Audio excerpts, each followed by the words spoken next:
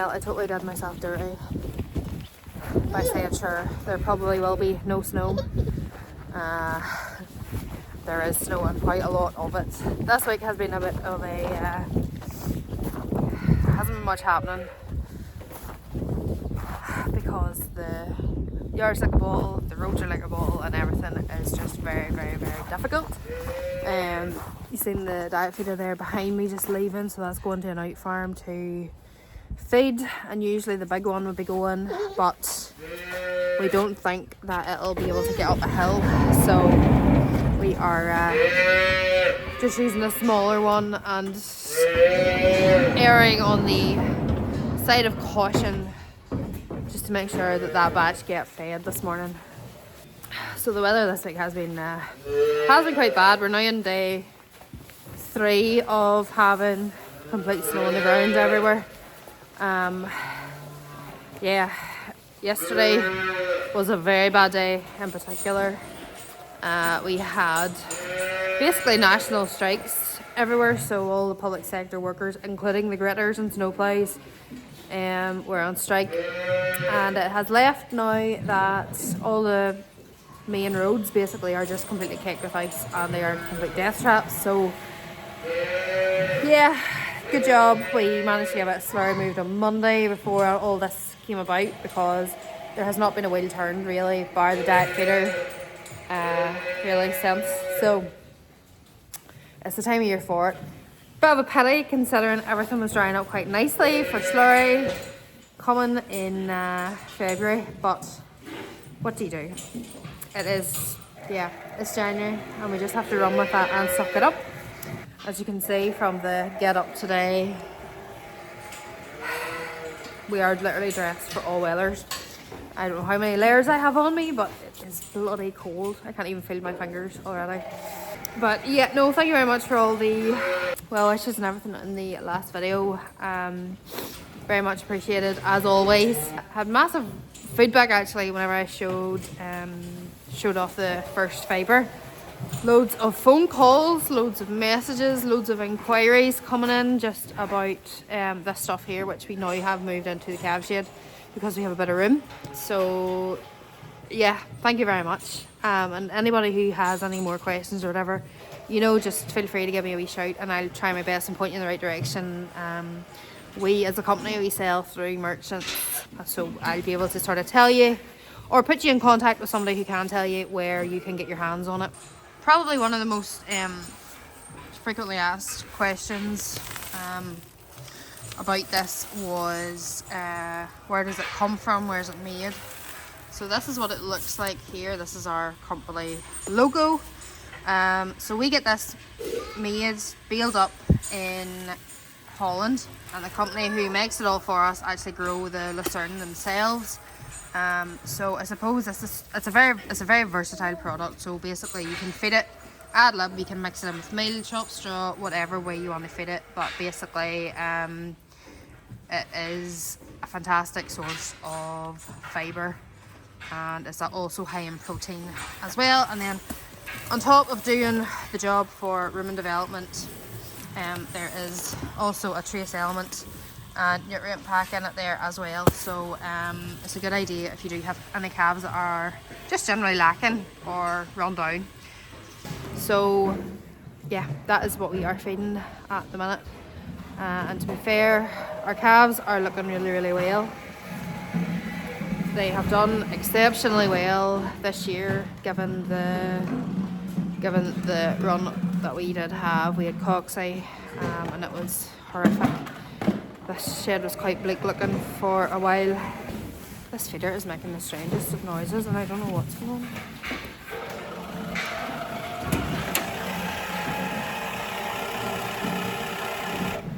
Probably the most productive thing that has happened this week is that we have 3 slurry outfits sitting up there, all hooked on and ready to rock and roll. I think there's maybe a new front wheeler maybe coming for that one, but everything else is good to go there. So you can see by the yard. There hasn't been too many wheels turning over at this end.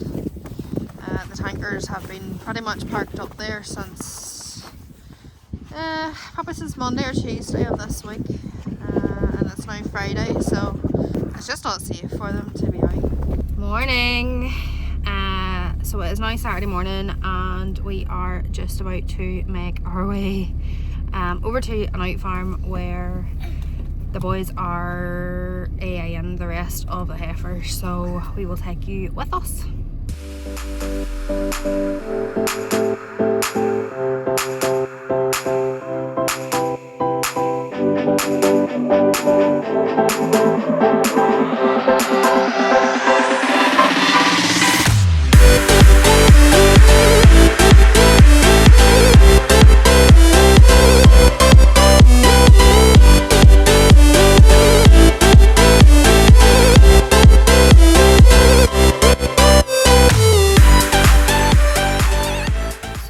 A bit of an excursion. It's never usually that long. There are some roads closed, but yeah, it is a wee skip away. So this is outside Eglinton, and this is what is going on today. So like I said, this is the second day of the AIing of the heifers, so we will see how they are getting on. That's not bad, sorry.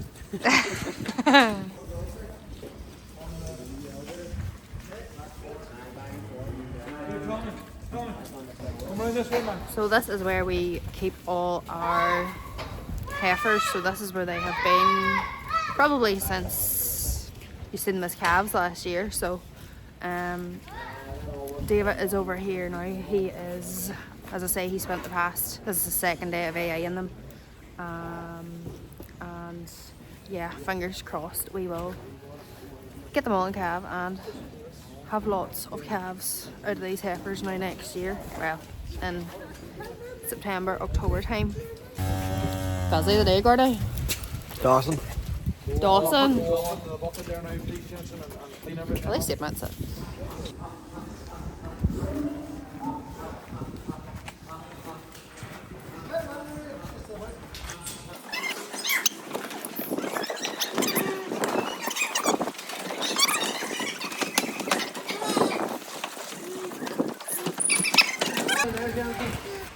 And then these here are some of our beef stock, and then there is our old diet feeder that we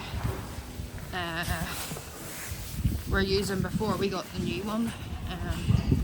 They're just earlier on this year, so plenty of stock about us.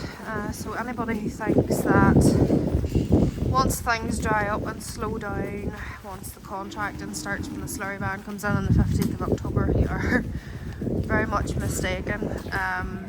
There's probably as much work with these doing all this here as there is kind of contracted. So the man you see AI in there, so he's called David. David McAfee. He is from Korean, God's country, where I'm from, and he has been doing our AIing now for a very long time. He is probably one of the main men when it comes to AIing. He's really, really good at his job, and he comes out in weather like this. Just to know actually on the weather, earlier on in the video, that was yesterday, and we are fairly high up here today, and there's absolutely no snow at all. So the weather changed probably yesterday afternoon. It started to get milder, and thankfully all the snow has now gone, which definitely makes life a wee bit easier, because if you watch there just in the time lapse, there's quite a few hills to get up here, so it made diet feeding quite tricky, and feeding a lot of the other out yards quite tricky. So yeah, definitely glad to see it away.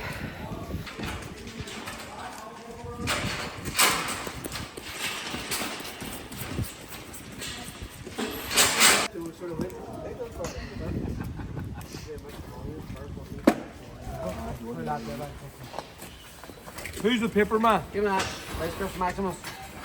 I'll give that in. No, that's why you need a white shirt. That's sharp. Where's the paper man? David was just saying you're a wild rash on. I was. Yeah.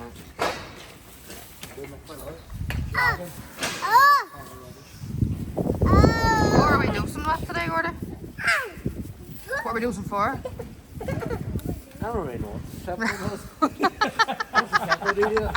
Receptal helping to release the egg. Oh, right, okay. So that's hopefully helping the. Going to fertilise it. These cows back in there, right match. Right, Jensen, paper, quickly. Right match. We open that gate, finish that gate, that cow's licking. Open it quickly. Not a chance. As you can see, Larian, you pay peanuts, you get monkeys. Oh, I know. How do you think I feel? I work with them every day of the year. No panic, I'm Gordon. We actually are asked quite a lot what straws and what bulls we use. So what are we using today, David? Today we're using the De Novo Rafa. Okay. It's a high component bull. As we can pay for fat and protein here. We're trying to make the highest components we possibly can, so it's high fat, high protein with good fertility and functional time. Have we used this one before? Yeah, he's also been used on the cows this year. Oh, yeah. Happy days.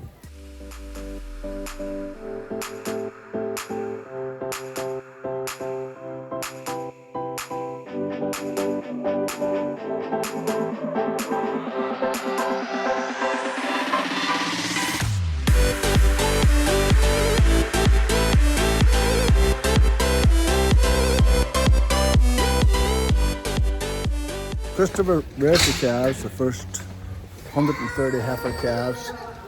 The following year they brought down here in October. They're served then at the moment we're at it now. It's January, February. They'll then come back up to the yard and go into the milking powder in October next year calving. And that's roughly all freedings are served with the heifers. They then go to beef cattle with their cows. Got a lot warmer up here today than what it was yesterday. Well, the heater going yesterday. Did you? I had the heater going. She's sitting there, but never turned her on. Yes. It snowed here yesterday. It was cold. So Christopher works, when he tags the calf, he puts the name of the age of the calf on the tag, plus the bull that was used. So those ones there, if you went along, you'd probably see on the tag the date they were born and the bull that was used at that particular time.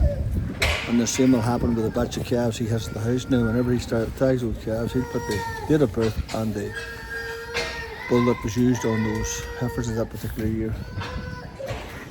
Gordy picks his own beef bull.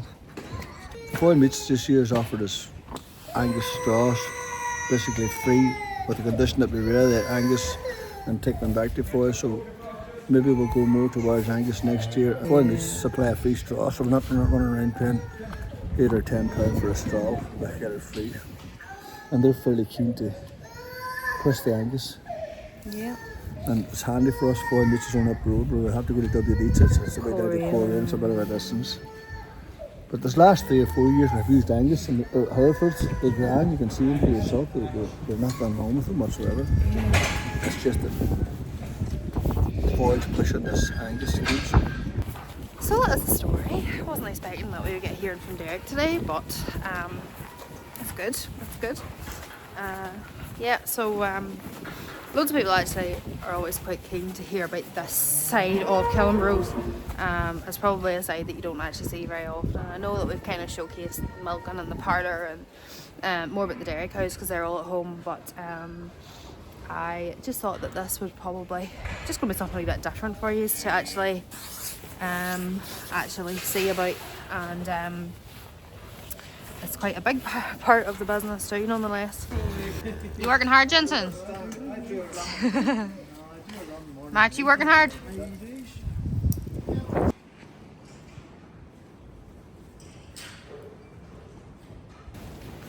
So this is another out farm where we are housing These are last year's calves, and we have Angus's and Heifers in here as well. The Anguses are through a scheme through foil meats, and then all our Heifers then will be sold. Then everything just goes direct to meat plants. So Heifers go to WD Meats in Killen, which is about an hour away from here, and the Anguses then go through foil meats just about 10 minutes from here.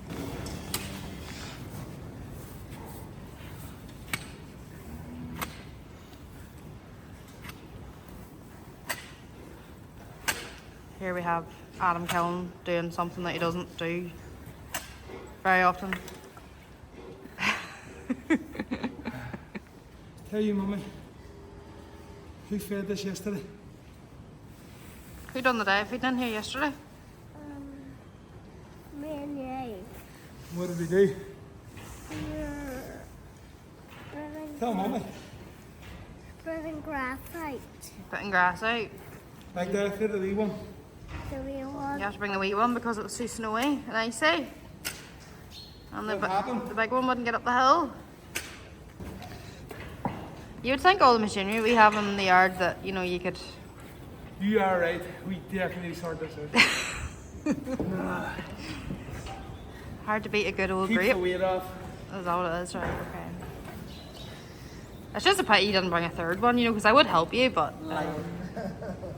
you know. You can come down tomorrow. What? You can come down Sunday. Tomorrow then you get the whole. I bet sure you're not even here the more you go to the AD plant. You do it. Aye, that would be, yeah. You do it every day, aye. I would know that, Derek. So we'll just have a wee look and through them, make sure there's no sore feet.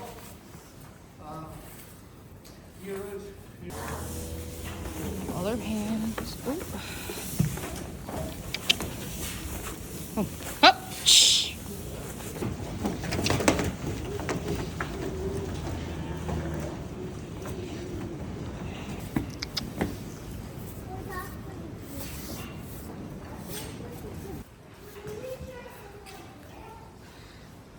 There we are, all fed until tomorrow.